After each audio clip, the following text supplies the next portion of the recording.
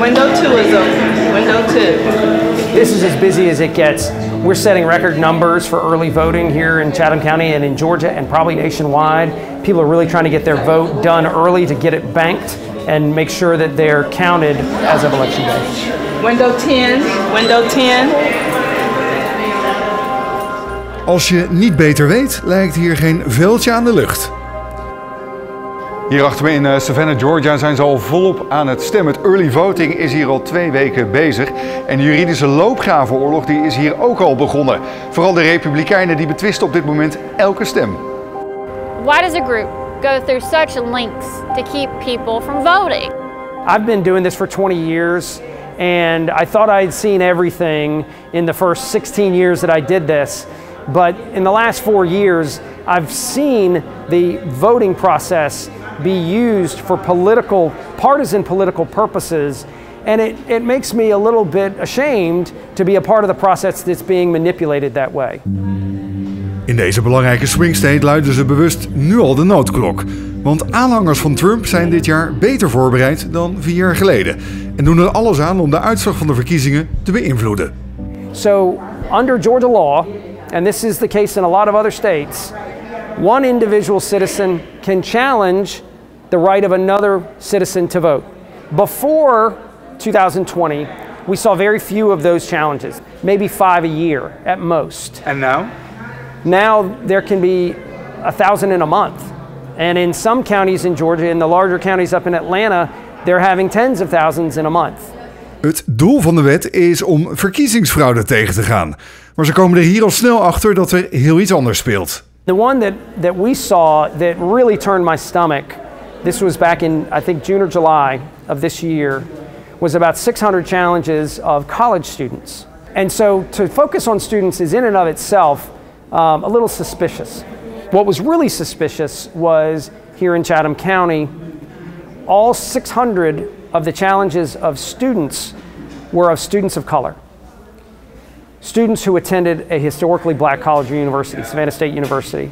So it doesn't take Sherlock Holmes to figure out that the attempt to challenge the qualifications of almost exclusively African American students was done with the express purpose of trying to eliminate presumptive Democratic votes. Because when we did a little research, we found that there were no students from Armstrong Atlantic, Georgia Southern University, which has a, predominantly white population. There were no students challenged from the Savannah College of Art and Design, which has a lot of students from around the country. It was all African American students at Savannah State. And that really hit me hard, that somebody would be using the system for that kind of cynical a purpose, political purpose.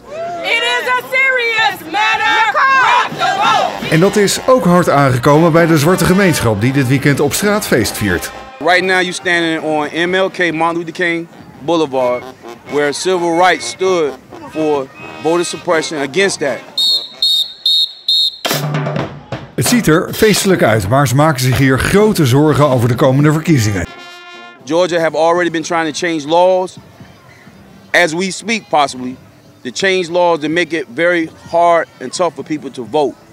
And we are concerned about that. But at the end of the day, I believe that Harrison Waltz will pull this out because the people are going to go to the polls and they're going to speak. En niet alleen zwarte Amerikanen zijn het slachtoffer, ook miljoenen Amerikanen die ooit in de gevangenis hebben gezeten en andere minderheden is het stemrecht ontnomen. Carrie is een van hen. In 2020, someone challenged my voter rights. Ook zij was op dat moment student en stamt af van de oorspronkelijke bewoners van Amerika. I am proudly a Cherokee woman.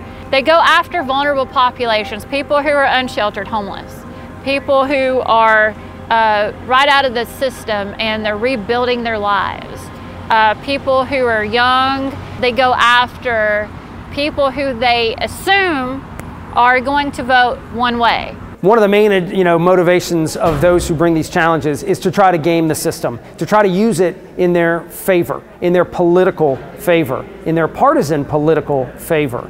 And so it really is a misapplication or misuse of that challenge process. It's a very important election this year. So think about the people that are being challenged, are being stripped from the list.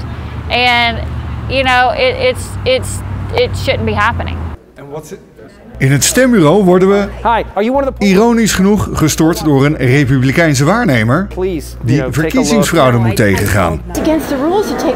Ze is nogal van de regeltjes, maar in haar wereld is vooral Donald Trump het slachtoffer. Well, there's so many things that have been happening. I mean, I think people have great distrust for Donald Trump. And so I think if there's a way they can get rid of him, I think there's an undercurrent. And I think people are feeling it.